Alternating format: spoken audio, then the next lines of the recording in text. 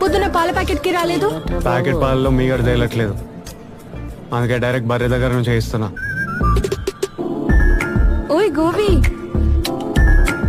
ఎండ తగులుతుంది కదా, స్కిన్ పాడవుతుంది.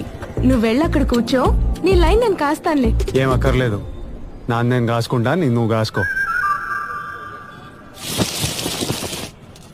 బాబాయ్ నేను కాల్ చేస్తాను.